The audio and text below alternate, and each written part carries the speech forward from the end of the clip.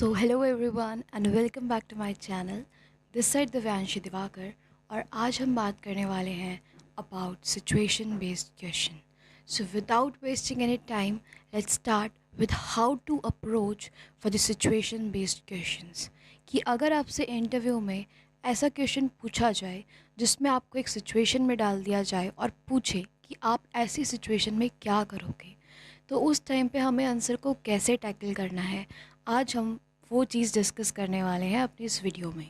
So for situation based question, I am actually making a series of some videos in which I will be sharing each and every situation based question, so that अगर आपसे किसी भी तरीके का कोई भी question पूछा जाता है, let it be student teacher interaction, parents teachers interaction और टीचर टू टीचर इंट्रैक्शन, तो आप उन क्वेश्चंस का आंसर्स आराम से दे सकें विदाउट एनी टेंशन। चलिए शुरू करते हैं with the approach towards the situation based question. Situation based question की अप्रोच में आती है स्टार अप्रोच, जिसके बाद अगर आप इस अप्रोच को एक बार समझ जाएंगे ना, तो जो भी मैं क्वेश्चन नेक्स्ट अपनी वीडियोस में लाऊंगी, आप सब उसके आई एम 100% श्योर आंसर्स मेरे कमेंट बॉक्स में लिखेंगे।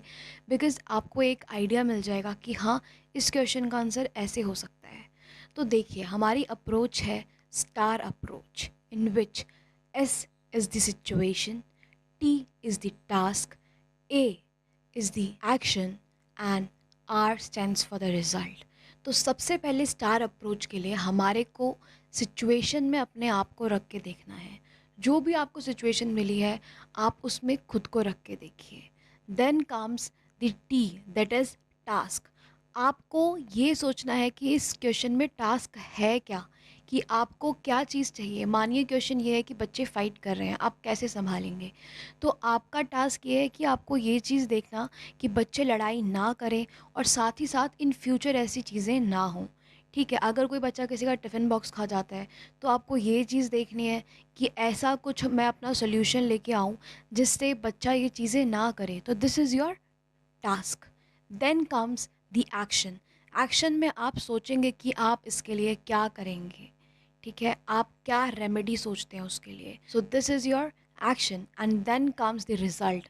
उसके बाद आपको रिज़ल्ट बताना है कि आपने ऐसे ऐसे अपना एक्शन किया एंड उसके बाद रिज़ल्ट ये होगा कि बच्चा वो चीज़ छोड़ देगा या बच्चा ऐसा नहीं करेगा। तो this was about the approach, that is the star approach. तो चलिए शुरू करते हैं हमारे पहले क्वेश्चन से।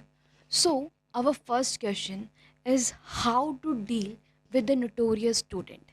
notorious यानी कि शैतान बच्चा। अब देखिए, अगर एक बच्चा शैतान है तो आपको पता है कि उसके अंदर बहुत ज़्यादा एनर्जी है, क्योंकि वो बहुत ज़्यादा एक्टिव है। तो ऐसे बच्चे की जो एनर्जी है, वो नोटोरियस हम इसलिए बोल रहे हैं बिकॉज वो एनर्जी नेगेटिव साइड जा रही है। सो हम क्या करेंगे, we need to channelize that energy into the right direction. Okay, teacher is a mentor to the students.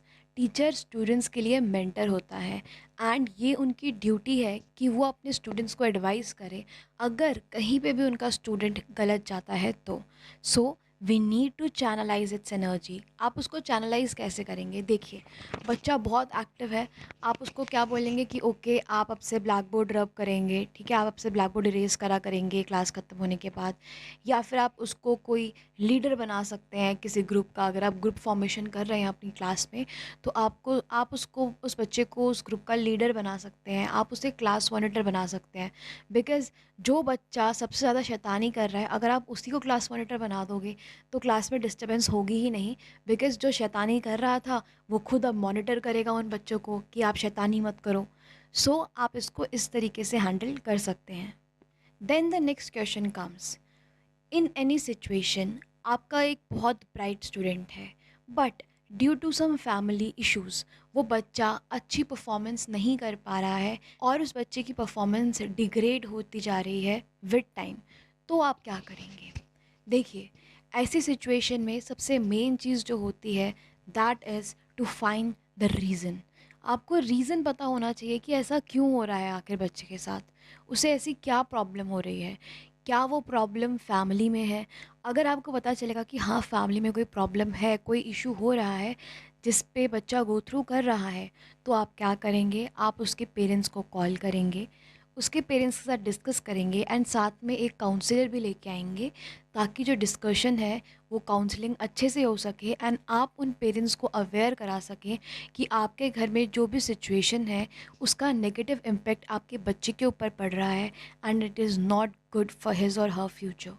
Okay, तो आप इस सिचुएशन को इस तरह से हैंडल करेंगे विद सम मेच्योरिटी। उसी के साथ साथ अगर किसी बच्चे को फैमिली में कोई इशू आ रहा है, तो उसका मतलब ये है कि उस बच्चे को वो इमोशनल अटैचमेंट नहीं मिल पा रही है कहीं से भी। उस सिचुएशन में अगर आप बच्चे के साथ एक अच्छा इमोशनल कनेक्ट बनाते हैं, उस बच्चे को अफेक्शन देते हैं, उसके टुवर्ड्स एम्पैथेटिक होते हैं, तो वो बच्चा ऑब्वियसली आपसे अपनी चीज़ें शेयर करना शुरू कर देगा एंड हो सकता है कि इन फ्यूचर आप उसको और अच्छे से अच्छा अचीव करते हुए देखें। Then the question is how to use computer for classes. आप अपनी क्लास में कंप्यूटर का यूज़ कैसे कैसे कर सकते हैं। देखिए, for the post of PRT आप छोटे बच्चों के साथ डील करेंगे, तो छोटे बच्चों के साथ डील करने में क्या होता है कि बच्चों को जब आप कुछ बहुत अट्रैक्टिव और बहुत ज़्यादा कार्टून एनिमेटेड चीज़ें दिखाते हैं ना, तो बच्चों का इंटरेस्ट उस चीज़ में बहुत ज़्यादा इंक्रीज़ होता है। तो आप क्या करेंगे, आप इसके लिए ये आंसर दे सकते हैं कि we will try to show some videos to our students, because see we also know that visual and audio aids जो होते हैं, these types of TLM are the best, because जो बच्चा एक बार चीज़ देख लेगा या सुन लेगा वो चीज़ उसके माइंड में बहुत लंबे टाइम तक रिटेन रहती है। ठीक है, बट जो हम रीड करते हैं, जो हम पढ़ते हैं खुद से, वो इतना टाइम तक हमारे माइंड में सस्टेन नहीं करती वो चीज़। बट अगर आप वहीं पे कोई मूवी देख लेंगे या आप कोई गाना सुन लेंगे, तो वो चीज़ें आपको बाय हार्ट याद हो जाती हैं। तो इसलिए हम कोशिश करेंगे कि इनिशियल क्लासेस से बच्चों को हम वीडियो एड्स में अच्छा इंटरेस्ट दें, क्योंकि उसमें इंटरेस्ट ऑब्वियसली होता ही है। आप इंटरेस्ट उसमें जगाएं ना जगाएं, एनिमेशन देख के बच्चा वैसे ही खुश हो जाएगा। ठीक है, उसका इंटरेस्ट वैसे ही बढ़ेगा। तो आप ये कोशिश करें कि जो बच्चे कार्टून्स देखते हैं, आप उसी कार्टून को एक फ़न वे में लेके आएँ विद योर स्टडी मटेरियल। उसमें आपकी पढ़ाई भी हो जाए और उसके साथ साथ बच्चे उस चीज़ को एंजॉय भी करें। Next question is that what will you do if a student miss the assignment on daily basis. अगर कोई बच्चा डेली बेसिस पे अपना होमवर्क इनकम्प्लीट लेके आ रहा है, तो आप क्या करेंगे। देखिए, सबसे पहली चीज़ आपको रीज़न पता करना है कि ऐसा क्या रीज़न है कि वो बच्चा अपना काम कंप्लीट नहीं कर पा रहा। क्या वो अपने घर में फ़र्स्ट लर्नर है, फ़र्स्ट लर्नर यानी कि वो एक पहला ऐसा अपना फैमिली का मेंबर है जो पढ़ाई कर रहा है एंड उससे पहले उसके घर में जितने भी लोग हैं दे आर अनएजुकेटेड एंड उनको आइडिया नहीं है किसी भी चीज़ का। आपको ये चीज़ पता करनी है। अगर ये रीज़न है, तो आप उसको अपने साइड से बेस्ट टू बेस्ट प्रोवाइड करने के लिए उसको लिंक कर देंगे किसी ब्राइट स्टूडेंट के साथ। आप अपने क्लास में ग्रुप फॉर्मेशन कर देंगे, जिसमें आप कुछ ब्राइट स्टूडेंट्स के साथ कुछ जो आपके क्लास में ऐसे बच्चे हैं जो अच्छा स्कोर नहीं करते हैं या असाइनमेंट कंप्लीट नहीं करते हैं, उनके साथ आप उन बच्चों को ग्रुप कर देंगे, सो दैट वो जो ब्राइट बच्चा है वो बाकी बच्चों को भी अपना जैसा बना सके और उनको चीज़ें सिखा सके। अदर देन दिस, इस चीज़ में, इस सिचुएशन में टीचर की बहुत बड़ी गलती होती है। अगर टीचर रेगुलरली होमवर्क चेक नहीं कर रहा है, तो बच्चे माइंड में एक अपना थॉट बना लेते हैं कि टीचर तो चेक करती ही नहीं है, छोड़ो हम काम नहीं करेंगे, है ना, या बाद में दिखाएंगे जब मैम मांगेंगी, क्योंकि चेक तो मैम करती नहीं है नोटबुक। तो इस चीज़ में आपको पंक्चुअल रहना है, आपको बच्चों की नोटबुक्स लेनी है, आपको उनका काम चेक करना है। If you are busy, if in case you are busy, आप उनका काम लेके रख लीजिए, जब आप फ्री होते हैं तब चेक करके उनको वापस दे दीजिए, बट बी पंक्चुअल। सो आप इसमें ये बोल सकते हैं कि sir I will try to be punctual and other than this I will try to find out the reason जिसकी वजह से वो बच्चा ऐसा काम कर रहा है। Okay, then the next question, if there is a lot of disturbance in the class, तो आप क्या करेंगे।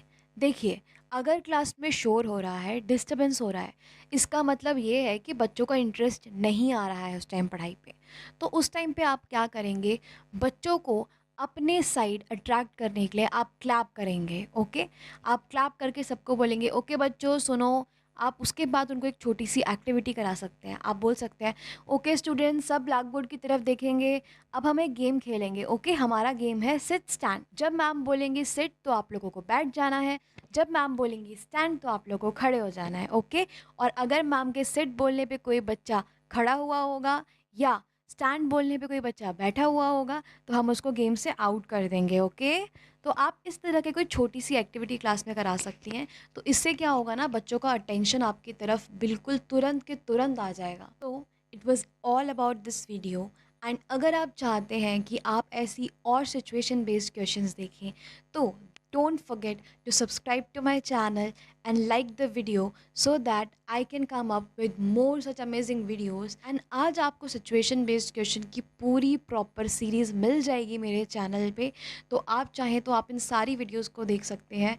इस वीडियो के बाहर कोई भी situation based question नहीं होने वाला है। एंड अगर आपको लगता है कि जो हमने आज क्वेश्चन डिस्कस किए इसका आपके पास और कोई बेटर आंसर है, तो don't forget to comment in the comment section. आप उस आंसर को ज़रूर कमेंट सेक्शन में देखिए एंड मैं अपने सारे कमेंट्स रीड करती हूँ। So thank you so much, tata bye bye and keep hustling.